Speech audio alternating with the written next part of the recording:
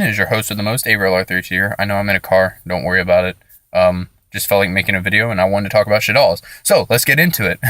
So I know that everybody's already made videos talking about shadolls, like what the deck can do, how the mirror matches are, how the deck plays, what it's like, how to beat it, all that fun stuff. But I decided to just make a discussion video for one thing, because I haven't actually made a video talking about shadolls. I've kind of just like ignored the deck in a sense. Like, I haven't really picked it up and tested it until this morning. I've had Kakashi Kyle's, build made for a while. So, I just never gotten around to testing it. So I finally got to test it this morning. It's actually someone walking by me right now as I'm making a video. Luckily, they're not staring at me, so good.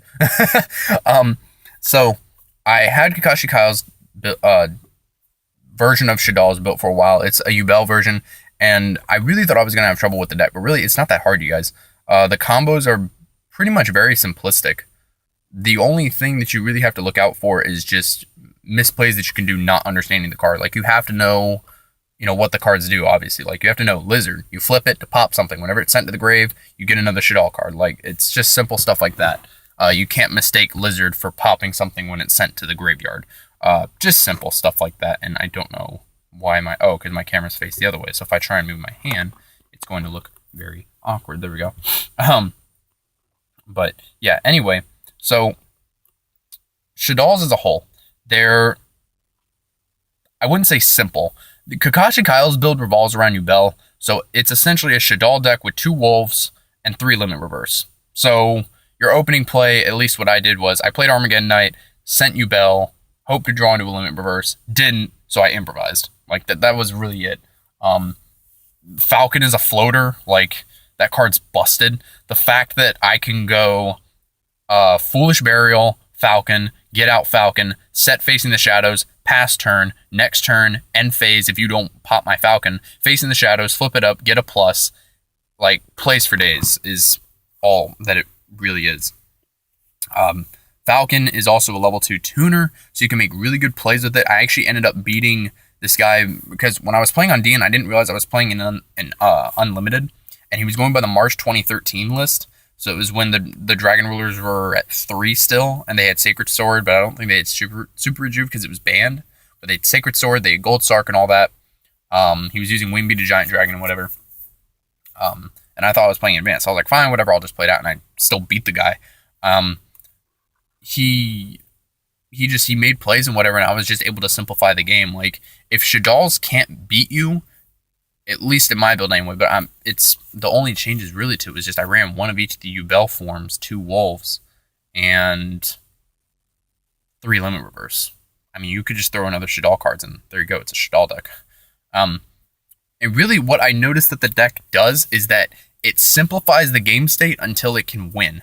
So essentially, and then if you're running artifacts, I mean, that's just more simplification. So that tells you it right there. But if they can't beat you, or if they don't have an out to you, then they're really just going to simplify your board until you've ran out of resources, and then we're just going to turn around and beat you. Like Shadoll, besides Shadoll Fusion, like if Shadoll Fusion for whatever reason can't get us out of our situation, we're just going to go and use stuff like Dragon to pop your back row and Lizard to pop anything. Those 2 cards combined are just so good. The deck, the ability for this deck to have its own marksman and infantry and its own floater is just insane. Like, they gave the deck everything. They gave it a floater in the form of Falcon. They gave it back row removal in the form of Dragon. So, I mean, you can run at 3 MSTs plus 3 of those. You're running 6 MSTs in theory. Run 3 Lizards. You're essentially running 3 Smashing Ground, we'll say. Just because that pops monsters, you're most likely going to be popping monsters with Lizard. I'm pretty sure Lizard pops only monsters too, but I don't remember. But like, I know at one point the guy had a Draco Sack on board, and I didn't want to detach to get a Dragon in grave, so his grave was still 0 cards, so I went Fiendish Chain your Draco Sack. Next turn I drew, I had a Lizard set, flipped it up, popped his card. He had no board. He had like 2 or 3 cards in his hand. One was a Red Ox, and one was a Tidal, and then one turned out to be a... Or no, it wasn't Wingbeat Giant Dragon, because he had already played it then, I think. Or no, it was Wingbeat Giant Dragon, because he hadn't played it yet. So I just simplified his board, that's all it really was. And then that same turn I flipped up Hedgehog, got, I think it was Dragon in my hand. Yeah, I got Dragon in my hand in case I needed it. And then I ended up getting, no, I'm sorry, Hedgehog's the one that gets you the Speller Trap, I think. My mistake. I got Shadoll Fusion, and then I ended up winning like 2 turns later because I ended up going Shadoll Fusion into Nephilim. And then, yeah, I just proceed to win from there. And the nice thing about his build is that you do have the ability to go into Yubel, which is a very good card. It's very underlooked right now. Obviously, it's not going to, break the format or anything. But it's the fact that Yubel can't be destroyed by battle. So Beals can attack into it, and it's not going to do anything. Your opponent's going to take the damage. And if you limit reverse it at the end phase, then it's just going to pop. You can get out Terror Incarnate and just proceed to move on with your day. Like, that's all you're really doing is just, yes, you're trying to get out Yubel, but that's not the only play that the deck has, luckily. It's just a neat little trick that that this particular build can do. So yeah, all in all, it's going to simplify the game state if it can't beat you. The combos are pretty much very simple. If you have I want to say, a brief idea of what you're doing, like if you know somewhat what you're doing, you're going to win the game. You don't need to have complete knowledge of everything that does, like with Mermail or Sylvans, especially Sylvans. You need to have a lot of skill to run that deck, by the way, because you need to know what you're doing big time.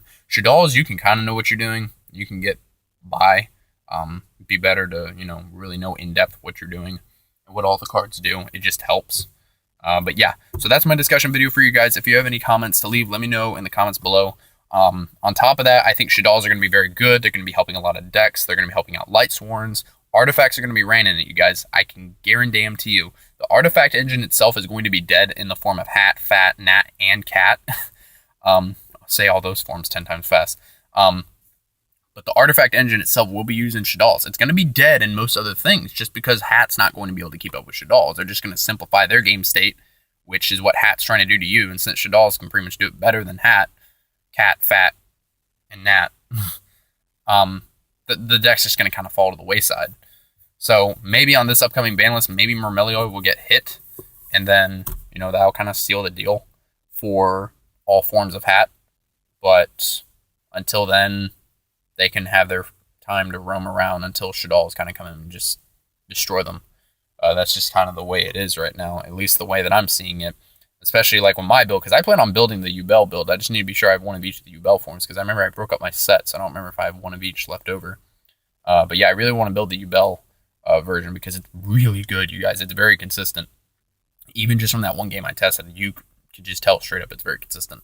So yeah, I'm going to be testing more with that, make a side deck for it, try and get some more extra deck space in there because I want to fit in a Cowboy. Because I ended up beating the guy, that Dragon Ruler guy, because I went Flip Falcon, and then I summoned Dragon from my hand, synced into Tempest, because most of your monsters are spellcasters, keep in mind. Went to Tempest Magician, put a counter on it, pitched Terror Incarnate, and I think like I had an Armageddon Knight in my hand. Put 2 counters on my Lawful Chain and my Wolf, removed the counter from Tempest, Lawful Chain, and Wolf, dealt 1,500 per game. So it's a very nice way to win your game. I just want to also use Cowboy in case I need that extra burn. And in case I can't sync, I can just overlay. So yeah, anyways, that's it. Hopefully you guys enjoyed. If you did, a like or favorite would be appreciated. Let me know what you think about Shadolls, and if you're going to be playing in that format or not. And thank you guys for watching, and goodbye.